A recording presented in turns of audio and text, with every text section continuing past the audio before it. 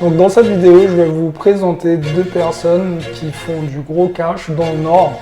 Donc je vais vous donner plus de détails. Je vous dis à tout de suite.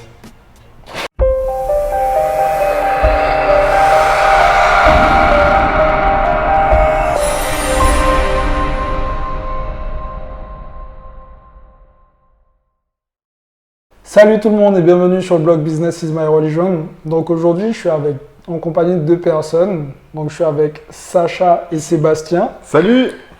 Donc je vais laisser Sacha et Sébastien se présenter. Ce sont des investisseurs IMO et ils investissent en couple. Alors je vais vous laisser vous présenter. Est-ce que vous pouvez un peu parler de votre parcours? Et après, on va rentrer dans l'immobilier et on va essayer de comprendre pourquoi vous êtes lancé dans l'immobilier. Honneur aux dames, merci. Déjà, bonjour à tous, on va être polis. Alors, Sacha et Sébastien, donc nous, on s'est rencontrés en 2011 à San Francisco, voilà. Et, un hasard total. Un hasard total, et en fait, D'accord. ça a tout de suite matché parce qu'on a un peu le même parcours, c'est-à-dire qu'on a fait une école de commerce et derrière, on a commencé à bosser tous les deux. C'est un petit peu la déconvenue, quoi. C'est-à-dire qu'on a quand même de grosses ambitions de faire du gros cash et quand on arrive après une école de commerce, Ouais. on ne gagne pas de gros cash. Et puis quand on demande une augmentation, ils nous donnent 100 € bruts par mois. Et surtout, il ne faut pas revenir avant l'année suivante. Alors déjà, il ne faut pas se louper et puis il faut se contenter des 100 € bruts. Bien sûr. Donc ça ne nous convient pas. Donc clairement, nous, ce qu'on veut, c'est aller beaucoup plus vite. Beaucoup plus vite, trouver des moyens pour gagner du cash, générer du cash. Et ce qui nous plaît aussi, c'est de mener nos propres entreprises, entreprises au sens large, c'est-à-dire un investissement, c'est gérer un investissement, donc voilà, et on a beaucoup d'idées, et voilà, donc on s'est lancé à fond dans l'immobilier. Et on investit dans le Nord. Et dans le Nord. Dans le Nord de la France, comme quoi il n'y a pas que des chômeurs. À Lille, exactement. Ok, mais en fait, là on est parti déjà trop loin. Vous étiez à San Francisco. Oui. Ouais. Mais vous faisiez vos études là-bas, c'est bien ça? Alors en fait, on a pris 3 mois pour apprendre l'anglais. D'accord. Et on était dans la même auberge de jeunesse, et puis la tequila a fait qu'on s'est rencontrés, voilà. Un hasard total, ouais, en fait, on a eu l'idée au même moment. Je suis une quiche en anglais. Il faut que je fasse quelque chose, donc on s'inscrit dans une école pour apprendre l'anglais. Ok. Et ça vient, et chaque semaine, c'est super d'ailleurs, parce que chaque semaine, il y a un nouvel arrivage, quoi, en gros, de personnes. Et à la fin de la semaine, un nouveau départ. Tac, et Bon, est-ce que maintenant vous parlez anglais? Yes, of course. Ok, d'accord. Et du coup, à partir de quel moment que vous avez accordé vos violons et vous vous êtes dit, bon, c'est bon, il faut qu'on fasse de l'immobilier? L'IMO, c'est arrivé à partir du moment où on a eu un CDI. Oh, et puis moi je bossais dans la grande distribution, alors je me levais à 3 heures, j'allais bosser à 4-5 heures, et puis c'était horrible. Et là on s'est dit, il faut faire quelque chose, quoi, parce que faire 20 ans comme ça, c'est pas possible. Parce qu'en fait, on a eu une première idée pour faire du gros cash, c'était d'acheter un hypermarché. D'accord. Parce qu'on a vu les patrons des Leclerc qui gagnent, mais c'est monstrueux, c'est juste monstrueux ce qu'ils gagnent. Leclerc, Intermarché, tout ce qui est indépendant, grande surface indépendante. Et on a fait une rencontre, c'était justement un patron Leclerc. Et en fait, comment ça marche, c'est qu'on peut emprunter 50 millions d'euros pour acheter un Leclerc. Okay. Et comment c'est possible? Pourquoi une banque donne 50 millions d'euros? C'est que tous les autres patrons Leclerc se portent caution pour toi. Donc c'est faisable. En fait, il suffit de trouver des parrains. Ils se portent caution pour toi, tu peux emprunter, ça se rembourse en 10 ans, 10 ans plus tard tu as 50 millions, soit tu t'arrêtes, soit tu continues, mais tu es super bien. Donc on s'est lancé là-dedans, mais Sauf qu'en fait, on s'est mis d'accord sur une chose dans notre vie, parce que quand même on raisonne beaucoup à deux, c'est on n'a pas envie de faire 20 ans sans se voir. Voilà. D'accord. Et en plus c'était hypothétique, c'est-à-dire que chez Leclerc il faut faire déjà 20 ans à trimer pour peut-être se faire parrainer et acheter un Leclerc. On n'est pas prêt à miser 20 ans pour quelque chose d'hypothétique. Ouais, bien sûr. Parce que c'est 20 ans de vie qui étaient pourris. Oui, c'est surtout que c'est moi qui bossais là-dedans. Hein. J'ai envoyé Sacha, je me suis dit, va devenir adhérente. D'accord, donc du coup, vous avez laissé tomber l'idée de l'hypermarché. Ouais, au bout d'un an, on s'est dit, non, on mise pas sur l'hypothétique et en sacrifiant trop de temps. On veut un truc qui ramène de l'argent, mais qui nous demande pas trop d'efforts. Bon, virement de mindset. Donc on veut du temps et de l'argent aujourd'hui. Du temps et de l'argent. Et du coup, vous avez découvert ça comment? Et ben, un peu comme toi finalement, on s'est renseigné sur les gens qui faisaient beaucoup d'argent. Ok. Et En lisant énormément de en livres. lisant beaucoup de livres, on s'est rendu compte que ils avaient du patrimoine immobilier. D'accord. Et on est tombé aussi sur pas mal de gens sur Internet. Et puis il y a un livre, ouais, Je le lisais pendant que j'étais à Leclerc. C'est Élise Franck, comment je suis devenue rentière en 4 ans. Ok. Alors on aime pas, il y a des choses vraies, pas vraies dedans. Mais par contre, nous, ça nous a donné un ouais, ça déclic. nous a inspiré. D'accord. Parce qu'en fait, on n'est pas éduqué comme ça, mais avec le livre d'Élise Franck, il y a les chiffres très précis. En gros, je dis n'importe quoi comme chiffre, mais elle loue à 1000 € et elle a 400 de crédit. Et je dis, mais waouh, à chaque investissement, elle gagne de l'argent, tout de suite. Bien sûr. Et du coup, Ça j'ai fait un déclic. déclic. Mais c'est ça qu'il faut qu'on fasse. Encore une fois, la Ouais. bonne affaire, on l'a fait à l'achat, on l'a fait pas à la revente ou Ah. pendant. J'aime bien que tu dises ça parce que nous, on dit ça souvent aussi. Ouais, Ouais. non, mais c'est vrai, la bonne affaire, on l'a fait à l'achat. C'est super important de bien acheter. En tout cas, pour faire du cash. Et bien négocier. Ah oui. Donc- Du coup, vous avez fait une opération, je crois une belle opération, votre toute première opération. Est-ce que vous pouvez nous en parler un peu? Alors en fait, c'est une opportunité comme ça, donc on savait qu'on voulait investir. Ok. Donc on a fait des rencontres, notamment de chasseurs immobiliers, et on a visité un bien D'accord. totalement en ruine, mais super bien placé, et beaucoup Ok. de surface. Et il fallait avoir le courage d'y aller parce que, clairement, il était en totale ruine. Vous étiez seul dessus, positionné, ou il y avait. Non, il y avait un comptable, mais Mais il a eu peur. Donc, Trop de travaux. il s'est retiré. Il est parti, il a pris peur, et mais vraiment, même la charpente était brûlée, tout ça. C'était. D'accord, donc il fallait tout Oui, il y refaire. avait 4 murs, quoi. Il y avait 4 murs, et du coup, nous, on a eu beaucoup peur puisque c'était notre premier investissement. Pour un premier investissement. Alors du coup, laisse tomber, on s'est renseigné sur société.com si les artisans étaient valides, on a demandé Ouais. les décennales et les machins, enfin, D'accord. laisse tomber. Mais on savait que c'était très rentable, on faisait les chiffres. Ok. En gros, il fallait l'acheter 150 000. Enfin, à la base, il était à 190 000 affiché. 190 000. Et nous, on l'a négocié à 145. Mm. Bon, ça s'est pas fait tout de suite, mais Ok. on a proposé 140. Ensuite, lui, d'un autre côté, il n'a pas eu d'autres acheteurs. Donc, 3-4 semaines se sont passées. Ensuite, il a dit, je ne sais même plus ce qu'il a dit. Et petit à petit, on est remonté à 145. 145. 145, Ok. on s'est mis d'accord. Ouais. Et après, 155 000 € de travaux. Énormément de travaux. 155 000 € de travaux. Ouais. Donc qu'est-ce que vous avez fait? Vous avez fait du déficit foncier? Comment- LMNP. LMNP. LMNP, d'accord. Loueur en meublé non Du coup, professionnel. on est tranquille avec les impôts pendant 10 ans. C'est génial.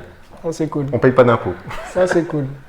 Donc, Et en fait, on s'était lancé sur un projet comme ça parce qu'on s'était dit, voilà, le premier investissement c'est plus important. Et en plus, comme c'est le premier investissement, les banques ont tendance à plus prêter vu que tu n'es pas encore endetté. bien sûr. Et on était mitigé entre la peur de passer à l'action mais l'appât du gain. Et en fait, Ouais. l'appât du gain l'a A pris le emporté. dessus. Ouais. Et aussi, je m'étais dit, mais si on fait pas ça, qu'est-ce qu'on va faire?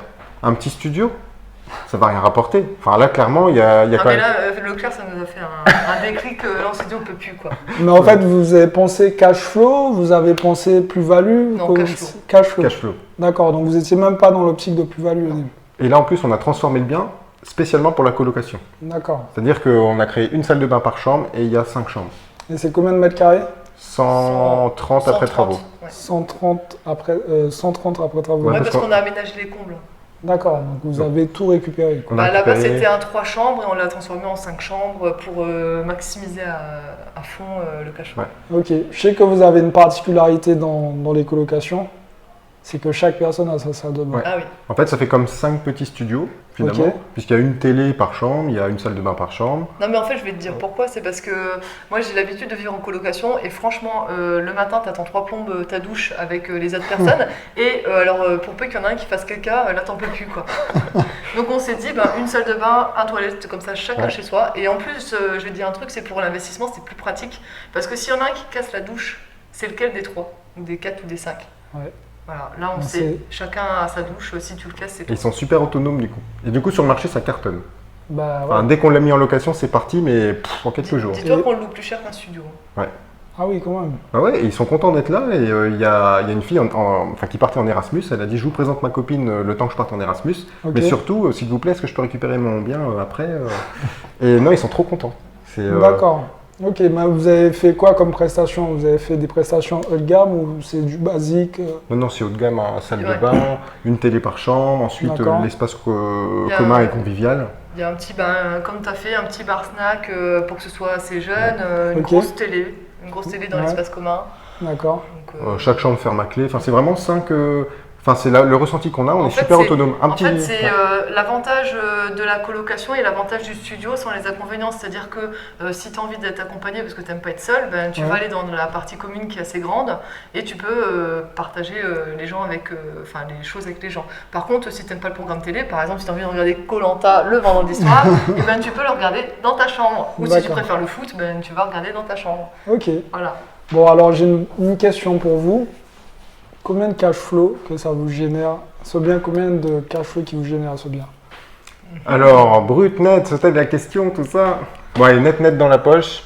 Enfin, brut, on est à 1100... 1137. Alors, c'est vrai qu'on en a parlé un peu avant, eux, ils n'étaient pas là, ils ne savent pas. Donc, En fait, nous, on délègue tout parce qu'on n'a pas envie de s'en occuper. Donc, fatalement, en cash flow, on a beaucoup moins que 1137 brut. Après, nous, on le dit toujours en brut parce que c'est pas pour cacher le net, on peut dire le net après, mais c'est parce que en fait, ça dépend vraiment de tes choix personnels. Bien sûr. Et ça montre pas la puissance financière. Puis nous, ce qui nous intéresse, c'est de mettre des systèmes qui fonctionnent tout seuls. Qui fonctionnent tout seuls. C'est-à-dire, nous, on peut partir en vacances, et ben, ça va continuer de fonctionner. Ouais, vaut mieux perdre un peu, mais avoir la liberté. Puis perdre, oui et non, parce qu'en fait, les frais de gestion, on les déduit des impôts. Donc d'un autre côté, ils ne nous coûtent pas aussi cher que le montant qu'ils nous facturent, puisqu'on le déduit. Donc ça vaut bien le coup d'être tranquille. Bien sûr. Ok. Et sinon, en cash flow net, on est sur 800 €. Pour moins de 800 € avec un appartement. Avec un appartement, 5 chambres du coup quand même. D'accord, c'est énorme. Ouais. On est assez content, oui. Pour une première opération. Mais quand on dit 800 €, c'est net, c'est-à-dire après avoir payé Internet, Pierre-Paul Jacques, les impôts, tout. Hein. Ok. Alors j'ai une autre question, puisqu'on en a parlé. Ouais. Quel projet que vous avez pour cet appartement? Eh ben écoute, là on l'a mise en vente, donc avec une grosse plus-value. Ok. Donc pourquoi on l'a mis en vente? Pour la petite histoire. Oui, en fait c'était même pas prévu. C'était même pas prévu à la base, c'est que... on a acheté un deuxième bien entre-temps, avec un agent immobilier, on a super bien sympathisé avec lui. Et on lui explique, voilà, on a déjà fait une coloc, tout ça. Et du coup, il est venu voir. Ouais. Il a fait waouh, mais je peux vous le vendre pour 420. Et nous, tu sais, on calcule vite. On s'est dit 420, on l'a acheté 330. 90 000 90 000 Si tu le vends à ce prix-là, écoute, super. Ouais, et en fait, on a dit, de toute façon, on s'en fout, il tourne.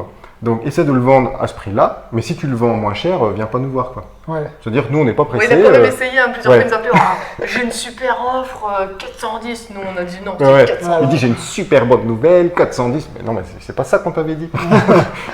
Et donc du coup, voilà, il a trouvé quelqu'un à 420. Okay. Et pourquoi on a envie de le vendre, c'est que ça permet de faire une grosse plus-value en très peu de temps, qu'on pourra ensuite réinjecter. Donc, ça fait 5 ans d'enrichissement d'un coup. Et en fait, on gagne du temps, beaucoup de temps. C'est pas négligeable. Bah, surtout qu'en plus, cette coloc, ça a été vraiment, en fait, ça a été un coup de maître, sans me jeter de fleurs, franchement, tout c'est... Parce qu'on l'a mis aussi sur Airbnb pendant l'Euro. Ouais, et ça a tourné.